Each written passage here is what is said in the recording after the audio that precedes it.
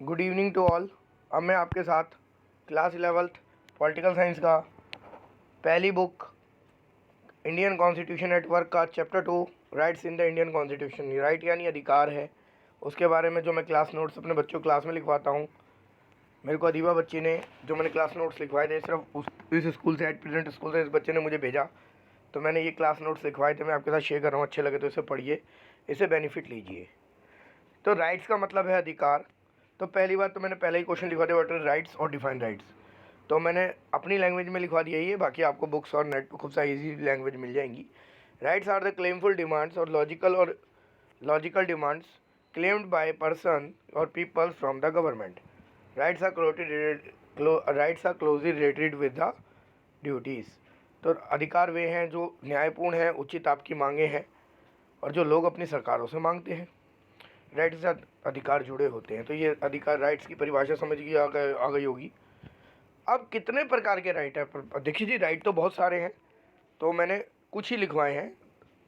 तो बच्चा एक लाइन लिखना भूल गया, there in India there are too many types of rights examples, फिर ऐसे लिखना था पर इन्हें डायरेक्ट लिख दिया, ठीक है। एक्चुअली ये बच्चा लेट एडमिशन हुआ था इसका, और इसने दूसरे के बच्चे से कॉपी किया जिन्होंने पहले बना रखा था। उन्होंने कुछ ऐसा लिख रखा है जिस बच्चे की मजबूरी जिनने ऐसी कॉपी किया, पर फिर भी अच्छा लिखा हुआ है। At least she is obedient student. अपने नोट्स मुझे भेजे कहने के बाद, जिससे आप लोग पढ़ पा रहे हैं। कितने टाइप के राइट हैं? Natural right, legal right, citizenship right, fundamental rights, political right, social right, culture right, economic right. या सिटीजन राइट्स ना होगा, सिटीजनशिप राइट्स है, तो ये थोड़ा मिस्टेक है। नेचुरल राइट वो राइट है जो आपको प्रकृति ने नेचुरल दिए हैं, जैसे right to life, liberty and property according to John Locke ने डिफाइन किया था। लीगल राइट आपका कानूनी अधिकार, इनको मैंने सब आगे एक्सप्लेन किया हुआ है। Who introduce the concept of natural right? John Locke ने आपके नेचुरल राइट्स दिए थे, ठीक है। देन मैंने क्या लिखवाया इनको, how many types of natural rights, कितने प्रकार के? 3 टाइप्स के हैं, right to life, liberty and property, ठीक है। किसने दिए थे ये तीनों राइट्स? जॉन लॉक ने। जॉन लॉक जो है स्वतंत्रवादी विचारक थे, उन्होंने इसका इंट्रोड्यूस किया था कि जो व्यक्ति जो है स्वतंत्र पैदा होता है तो उसको जीने का अधिकार है, और जब जीने के लिए उसको कुछ प्रॉपर्टी चाहिए, जैसे पर्सनल बिलोंगिंग्स, कुछ मिनिमम पर्सनल बिलोंगिंग्स चाहिए, वो उसके पास होनी चाहिए। और कम से कम उसके पास अपनी एक छोटी मोटी प्रॉपर्टी होनी चाहिए। जैसे अगर व्यक्ति का अंडरगारमेंट है तो वो उसकी पर्सनल प्रॉपर्टी है, अगर व्यक्ति का मकान होगा कहीं तो उसकी पर्सनल प्रॉपर्टी होनी चाहिए जहाँ वो अपने को रहकर छुपा सके। तो उसने जॉन लॉक ने उस समय के संदर्भ में कुछ इस तरह के विचार दिए थे। नाउ कोई याद कर रहा है? बड़ी अच्छी आ रही है। क्वेश्चन 5 देखिए जो इस चैप्टर का था, what do you mean bye legal rights? Legal right क्या होते हैं? This type of rights approved and implemented to the concerned law of the authority। जो संबंधित कानूनी सत्ता होती है वो इस तरह के अधिकार देती है जो लीगली व्यक्ति को राइट्स होते हैं। इसका मैंने बच्चों को एग्जाम्पल लिखवाया, फ्री लीगल एड, मुफ्त कानूनी सहायता। असलियत में मैंने अभी आपको थोड़ी देर पहले मेरी पिछली 2 वीडियो में बताया, थ्योरी प्रैक्टिस इंडिया में बिल्कुल डिफरेंट है। आपको मुफ्त कानूनी सहायता में सरकारी वकील मिलेगा, पर सरकारी वकील बिल्कुल कोऑपरेटिव नहीं होते, बिल्कुल कोऑपरेटिव नहीं होते 1% भी। और मैं आपको ये भी बता दूं, ये सरकारी वकील सरकार से पैसा भी लेते हैं और आपसे भी पैसा लेंगे, जबकि नियम में, लेटर में लिखा होता है कि आपको उससे कोई पैसा नहीं लेना। तो भारत में थ्योरी प्रैक्टिस बिल्कुल डिफरेंट है। तारीखों पे नहीं आएंगे, आपके केस में जो पॉइंट बोलना चाहिए वो नहीं बोलेंगे। ये मैं इंडियन जुडिशरी जब पढ़ाऊँगा जब कराऊँगा। इतना डीप तो वैसे यूपीएससी में कराते हैं, पर फिर भी मैं आपको यहीं से बेस बना के चलूँगा। तो फ्री लीगल एड इसका आंसर है। Question 6, what do you understand by citizenship rights? This type of right provided by the concerned government to their citizens नहीं citizens होगा। ये जो अधिकार है, जो भी संबंधित सरकार है वो अपने अधिकार लोगों को देती है। नागरिक होने के क्या नाते हैं मेरे अधिकार हैं? जैसे मेरा राइट टू वोट है, right to claim fundamental rights है। अगर मैं कहीं का नागरिक हूँ तभी तो मैं वहीं के नागरिक अधिकार को क्लेम करूँगा, तभी मैं वहाँ वोट दे पाऊँगा। अगर मैं अमेरिका चल जाऊँ, मुझे वोट का राइट नहीं है, वहाँ जाके जो संविधान में अधिकार वहाँ के लोगों को दे रखा है वो मुझे नहीं है। इस तरह एक अमेरिका का यहाँ आ जाता है, उसे यहाँ के राइट टू वोट देने का अधिकार नहीं है जब तक वो सिटीजनशिप एक्ट के अकॉर्डिंग भारत में मिनिमम एलिजिबिलिटी ना पूरी कर ले। वो भी मैं आपको सिटीजनशिप के चैप्टर में कराऊंगा। Now what is political right? Being a citizen of any country, people got some political rights. Right to vote, vote देने का अधिकार है। Right to contest in election, election में खड़े होने का अधिकार है, ठीक है। What do understand by the fundamental rights? This type of rights provide by the constitution, ये अधिकार संविधान देता है, and it is mentioned under the part of the third of the constitution. ऐसा कहाँ मेंशन कर रखा? कॉन्स्टिट्यूशन के थर्ड पार्ट में। चलिए नेक्स्ट, इस बच्चे ने क्या लिखा? देखिए बच्चे की राइटिंग फिर भी कितनी अच्छी है, मेरी तो हैंड राइटिंग भी बहुत बेकार है। नाउ अगला question, how many branches of Indian fundamental rights have? तो इसके 6 तरह के अधिकार दे रखे हैं भारतीय संविधान में। पहला है राइट टू इक्वलिटी, समानता का अधिकार। जैसे कि आपने प्रेम्बल पढ़ा था, प्रेम्बल में इक्वलिटी, फ्रीडम, और आपने वो पढ़ा जस्टिस, फर्टिनिटी, तो इसमें 6 तरह के, वहाँ 4 है तो यहाँ 6 हैं। और टेक्निकल वर्ड सेकुलरिज्म वाला जो है, सॉवरन्स, डेमोक्रेटिक, सोशलिस्ट, रिपब्लिक, सेकुलर, वो 5 टेक्निकल वर्ड है। तो यहाँ पे फंडामेंटल राइट्स हमारे कितने? 6। Equal right to equality Indian constitution article 14 to 18 में दे रखा है। राइट टू फ्रीडम आर्टिकल 19 में दे रखा है। राइट टू लिबर्टी आर्टिकल 21 में दे रखा है। Right to life and liberty है, ये बच्चे ने राइट टू लिबर्टी लिख दिया, ठीक है, right to life and liberty है। राइट अगेंस्ट एक्सप्लोटेशन जो है आर्टिकल 23 24 में दे रखा है। Right to religion, right to religion मतलब किसी भी धर्म को मानने की सूचना आर्टिकल 25 to 28 में दे रखा है। देखिए अभी मैंने, अगर मेरी वो वीडियो देखी हो लास्ट चैप्टर 1 वाली या चैप्टर 1 वाली सेकुलरिज्म वाली, प्रेम्बल वाली, तो मैंने उसमें जो अभी बताया था कि सेकुलरिज्म को हटाना पड़ेगा, तो आपको ये आर्टिकल भी हटाने पड़ेंगे, आर्टिकल 25 to 28। इतना आसान नहीं है, तो मैं चाहता तो ये चीज़ वहाँ बताया था, पर आपको इसलिए बताया अलग अलग कि आप अलग अलग चीज़ों को देखें और अलग अलग टाइम पे अलग अलग चीज़ों को समझें। इसे कहते हैं inter relativity. Now right to constitution remedies, संवैधानिक उपचारों का अधिकार, संविधान के अनुच्छेद 32। ये भी मैंने लेवल्स में याद किया था, मुझे आज तक सारे लाइन टू लाइन याद है। इवन इसमें जैसे जो आर्टिकल 21 के बाद 22 मिस है, मुझे वो भी याद है। ऐसा नहीं है मैं पढ़ा रहा हूँ सिर्फ इसीलिए याद है, वो सिर्फ इसलिए भी याद है कि मेरे टीचर ने मुझे लेवल्स में ही याद करा दिया था। डिफाइन राइट टू इक्वलिटी, मेरे पास ऑप्शन है अलग अलग फील्ड्स में जाने के हैं, पर मुझे टीचिंग ज़्यादा अच्छी लगती है, मैं टीचिंग फील्ड में ही रहना चाहता हूँ। Question 10, define the right to equality. तो आपको राइट टू इक्वलिटी में मैंने अपने बच्चों को लिखवाया मेरे डिक्टेटेड नोट्स है क्लास के। In the eye of law everyone is equal and government should not discriminate anyone on the name of class, caste, gender, religion etcetera. सरकार के नज़र में सब समान है, कानूनी नज़र में कोई सरकार किसी से भेदभाव नहीं कर सकती। Example, we all are equal in school uniform. मैं जब भी ये वाला क्वेश्चन मैं भी एग्जाम में देता आ रहा हूँ, जब भी मैं लेवल का पेपर मैन्युफैक्चर करता हूँ, बनाता हूँ, प्रिपेयर करता हूँ, तो मैं ये क्वेश्चन जरूर देता हूँ, what do you understand by the fundamental right?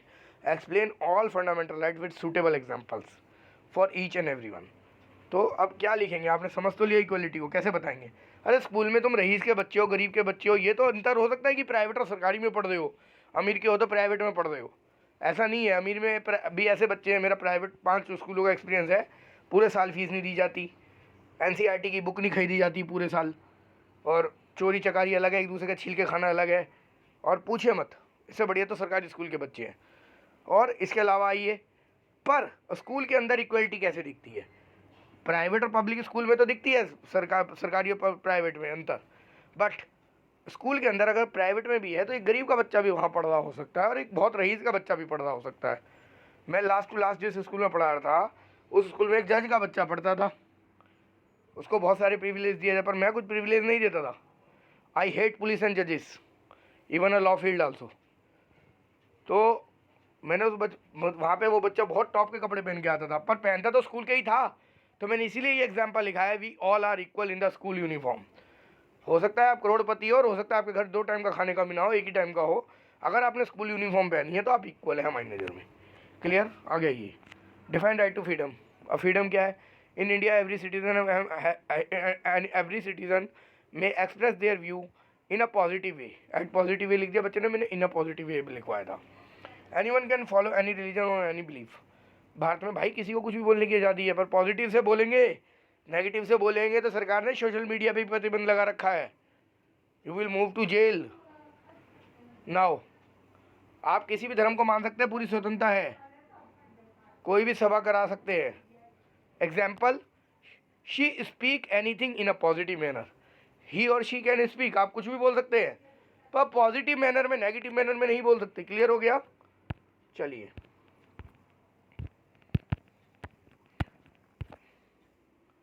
देखिए यार, इतनी मेहनत कर रहा हूँ, कम से कम लाइक तो बनता है। लाइक नहीं करेंगे तो फिर मैं आगे वीडियो इतनी बेस्ट नहीं बनाने का, फिर तो एनसीईआरटी में निशान लगा दूंगा और लोगों की तरह यूट्यूब चैनल चलेंगे। मुझे सब्सक्राइबर नहीं चाहिए इतने, मुझे कुछ नहीं चाहिए। आप वीडियो से फ़ायदा उठाएं, वीडियो को लाइक करें, बस मेरे लिए यही बहुत है। ये नहीं कि यूट्यूब से मुझे पैसा आ जाएगा। राइट टू रिलीजन को दे रखा है, व्हाट डू यू अंडरस्टैंड। तो आर्टिकल 25 से 28 में दे रखा है, भारत में हर सिटीज़न को ये अधिकार है कि वो किसी भी रिलीजन को माने विदाउट एनी रिस्ट्रिक्शन। ठीक है, example, Nikhil is free to follow any religion. मैं किसी भी रिलीजन को फॉलो करने को आज़ाद हूँ। क्लियर हो गया। Now next question, what do you mean by right to against exploitation. इसका मतलब मैंने बच्चों को इन शॉर्ट लिखवाया कि किसी तरह के फोर्स लेवल अलाउड नहीं है। राइट अगेंस्ट शोषण के विरुद्ध अधिकार का क्या मतलब, किसी तरीके से आपको शोषण नहीं हो सकता। एक्चुअल में प्रैक्टिकल बिल्कुल अलग है, आपका हर पल शोषण होता है। हम टीचर हैं, हमारी सैलरी एज पर स्केल मिलनी चाहिए, प्राइवेट में भी, पर हमें मिलती है मजदूर वाली सैलरी। हमारे पास ना ऑफर लेटर होता है ना पे स्लिप होती है। ठीक है, स्कूल का जब दिल करता है, जब टीचर को मना कर देता है कल से नहीं आना, हमारा हर पल एक्सप्लोटेशन हो रहा है। भाई कल कहाँ काम मिल जाएगा हमें एकदम निकलते ही। हमारे को से एक क्लास में से कम 60 बच्चे पढ़ाए जाते हैं और हमें सैलरी दी जाती है लगभग एक पूरे स्कूल के 5 बच्चों की भी नहीं। तो बहुत ज़बरदस्त एक्सप्लोटेशन है। चलिए, तो यहाँ पे क्या एक्सप्लोटेशन का मतलब क्या है, भारतीय संविधान में आर्टिकल 23-24 में दे रखा है, in India nobody buy और सेल एनी चाइल्ड। मानव का व्यापार नहीं हो सकता, स्पेशली 14 साल से बच्चों को खरीद बेचा नहीं जा सकता, उसके लिए अडॉप्शन पॉलिसी एक्सेट्रा है। Under the 40 years of child must not have any not work any dangerous place. कोई भी 14 साल से कम का बच्चा किसी भी डेंजरस प्लेस पे काम नहीं कर सकता, ये दे रखा है। Example, 10 years boy not allowed to work in a cracker factory और टी स्टॉल। आपने देखा होगा चाय की दुकान पे छोटू चाय लिया, भाई अगर वो 14 साल से कम का बच्चा है तो नहीं हो सकता। पहले 18 था, मोदी जी ने 14 कर दिया 2014 में आते ही। तो बाल श्रम निषेध है, मानव का खरीद बेच निषेध है, मानव अंगों की खरीद बेच निषेध है। पर अपोजिट में इसके अगर आप देखेंगे तो सब उल्टा होता है। आप सभी टीनेजर एज में हैं लगभग, जो मेरे चैनल देखेंगे पढ़ने वाले बच्चे, आपको सब पता है और तैयारी वालों को भी ये सारी बातें पता है। मैंने अपना एग्जाम्पल भी दे दिया, शोषण ही तो है। टीचर को आप एक स्कूल की अगर 4,000 एक बच्चे की तनख्वाह है तो 4 बच्चों की सैलरी नहीं दी जाती, और पढ़वाए कम से कम 250-400 बच्चे जाते हैं, प्रॉफिट स्कूल वाले ले रहे, शोषण है। कोई सैलरी स्लिप नहीं, कोई कुछ नहीं, जब तक आपका शेर आप काम कर रहे हैं। ठीक है, और आप भी अपने घरों में जो नौकर रखते हैं, जब तक दिल करता है जब तक रखते हो, मना कर देते हैं तो भेज देते हैं।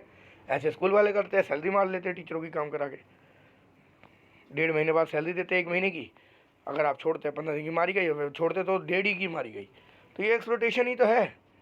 You can not move to court because you have not a joining letter, you have not a pay slip, etcetera etcetera. I hope ये पॉइंट आपको क्लियर हो गया, इतना बढ़िया तरीके से बता दिया।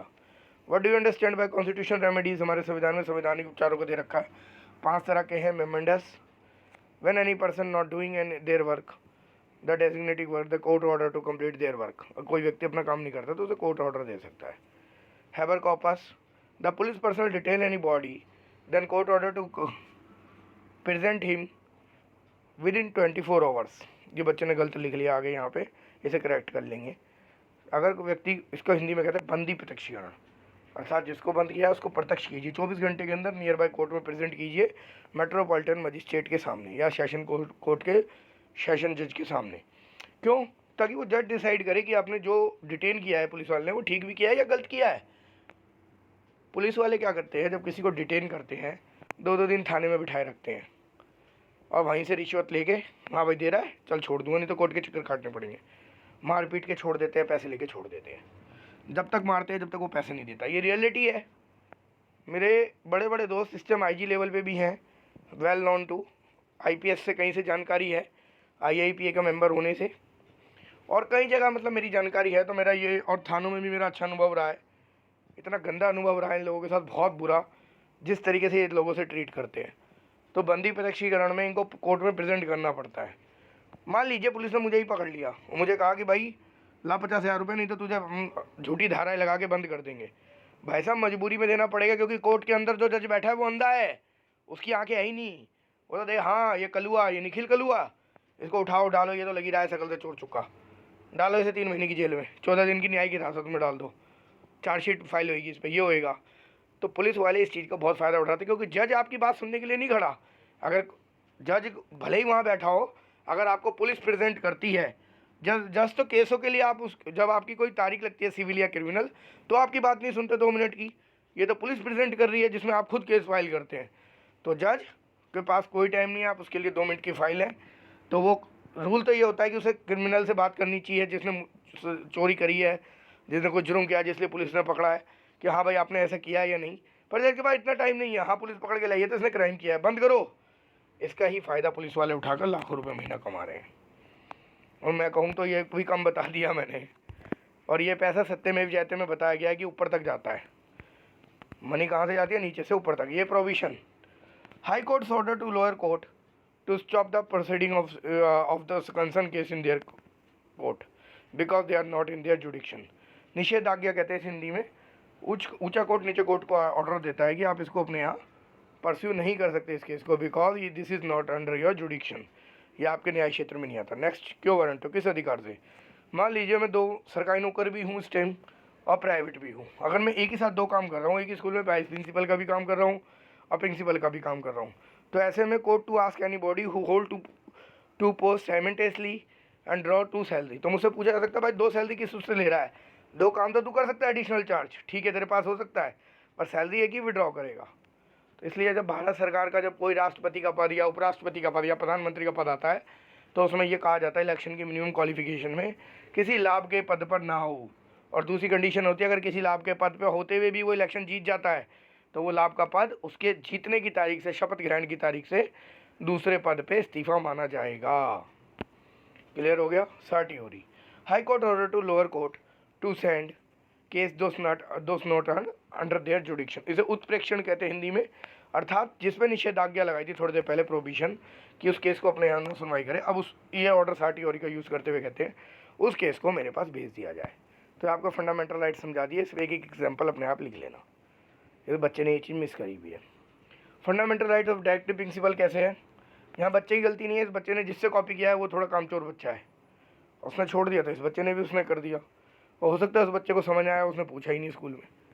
Fundamental rights of directive principle में क्या डिफरेंस है? ये पेपर में क्वेश्चन कई बार पूछा जाता है, तो मैं बनाता हूँ अपने पास से आंसर बनाता हूँ। It is mention under the part 3 of the constitution. भारतीय संविधान के भाग 3 में दे रखा है फंडामेंटल राइट। भारतीय संविधान के पार्ट 4 में नीति निर्देशक सिद्धांत दे रखे हैं। जो आपके फंडामेंटल राइट्स है पॉजिटिव इन नेचर है, आप इसके लिए कोर्ट जा सकते हैं, और ये कहाँ मेंशन कर रखे हैं? आर्टिकल 14 to 32 में। डायरेक्टिव प्रिंसिपल नेगेटिव है, इसके लिए आप कोर्ट नहीं जा सकते, और इसको इंडियन कॉन्स्टिट्यूशन आर्टिकल 51 में मेंशन कर रखा है। अब अधिकारों का किसी व्यक्ति के लिए क्या महत्व है? Constitution gives every citizen to right to life and liberty. This means every citizen must also have the right to fair and speedy trial. Constitution के अंदर अधिकारों को बहुत महत्व दिया गया है। अगर अधिकार ना हो तो व्यक्ति कुछ अपनी ड्यूटीज़ को परफॉर्म नहीं करेगा, तो अधिकारों के साथ व्यक्ति का कर्तव्य जुड़ता है। नाउ एक बिल ऑफ राइट्स आया था अमेरिका में, तो list of rights that all have human being, fundamental right, basic rights, जिसमें कुछ बेसिक राइट्स दिए गए थे। राइट टू इक्वालिटी में दिया गया आर्टिकल 14 to 80 दे रखा है। तो मैंने ये बच्चों को डीप में लिखवाया हुआ है, इसको मैं आपको समझा ही चुका हूँ, ठीक है, इसको आपको बताने की ज़रूरत नहीं है। ये तो बच्चे ने कहीं से कॉपी किया हुआ है, ये मेरे नोट्स का पार्ट नहीं है, क्लास नोट्स का। ये भी सारे समझा दिए, फंडामेंटल राइट्स ही हैं, ये भी बच्चे ने कहीं और से लिखा हुआ है, it is not a part of my notes. तो यहाँ ये चैप्टर ख़त्म होता है। इसके लिए आपको एनसीईआरटी पढ़नी पड़ेगी, साथ साथ एनसीईआरटी से समझना पड़ेगा। मेरे लिए पॉसिबल हुआ तो मैं एनसीईआरटी को पढ़ के, जैसे मैं 12th में हाइडलाइन करता हूँ ऐसे करूँगा। जो बच्चे कम्पिटिटिव एग्ज़ाम की तैयारी करें, UPSC, UP public service commission, state public service commission, including SSC, UP police, Delhi police, तो ये मेरी वीडियो उनके लिए हेल्पफुल रहेगी। Thank you so much. आपने मेरी वीडियो देखी, आपको अच्छी लगी हो तो लाइक करें और अपने और दोस्तों के साथ शेयर करें। Thank you so much. मैं दोबारा बता रहा हूँ, ये मेरे सिर्फ क्लास नोट्स हैं जो बच्चों को मैं क्लास में लिखवाता हूँ, और जिस बच्चे ने भेजे हैं उसकी गलती थोड़ी, जहाँ भी थोड़ी बहुत है, उसको गलती ना मानकर उसको मानता हूँ कि वो बच्चा लेट एडमिशन हुआ, न्यू एडमिशन था, नया स्कूल है, तो जिसने जैसा लिख लिया उसने लिख लिया। बच्चों की आदत होती है लिखना, भाई कॉपी कर लिया, नहीं आया तो बच्चा, पर उस बच्चे ने बहुत अच्छे नोट्स बनाए, वाइल जो रेगुलर क्लास ले रहे थे उनके बस की नहीं था इस नोट्स को बनाना। Thank you so much to all. Thank you for cooperate me. आपने मुझे अपना इतना वैल्यूबल टाइम दिया, बहुत अच्छा लगा। आप चाहें तो मेरी वीडियो को पूरा पूरा देखा करें, अपने दोस्तों के साथ शेयर किया कीजिए, चैनल को सब्सक्राइब कीजिए। अगर हो सका तो पॉसिबल मेरे को यूट्यूब से कुछ इनकम आनी शुरू हो जाए, पर मैं अपना बेस्ट करने की कोशिश करूँगा क्योंकि मेरे पे लेवल्स के नोट्स हैं, सारे अपने चैनल पे अपलोड कर दूँगा। तो आप भी कोशिश कीजिए कि वीडियो को ज़्यादा देखें, टाइम बढ़ाए मेरा, क्योंकि आप पूरी वीडियो देखेंगे तो बेनिफिट है। अगर आप सोचे नहीं होगा ऐसे ही देख लेंगे तो उससे बात नहीं बनेगी। आपको पूरी वीडियो देखनी पड़ेगी। पहली बात, वीडियो को डीप में समझना पड़ेगा सर क्या समझा रहे हैं, क्योंकि हो सकता है कई जगह कुछ चीज़ लिखी है और मैं कुछ और बता रहा हूँ, तो आपको उसको समझना पड़ेगा। और मैं आपको वीडियो बनाने के लिए आपको ये बता दूँ, अपने जिस रूम में मैं रिकॉर्डिंग करता हूँ मोबाइल के थ्रू, वहाँ मेरे को पंखा भी बंद करना पड़ता है इस टाइम 34 डिग्री सेल्सियस में, ताकि पंखे की भी आवाज़ आपको ना आए, नहीं तो पंखे की आवाज़ आने के बाद रिकॉर्डिंग बढ़िया नहीं होती। तो आप मेरे सेक्रीफाइसेस को भी समझते हुए वीडियो पर लाइक करेंगे। जिसको जो कमी लगी कमेंट में बताएं, फीडबैक नेगेटिव है तो भी बताएं, मैं उसको इम्प्रूव करूँगा। So thank you to all.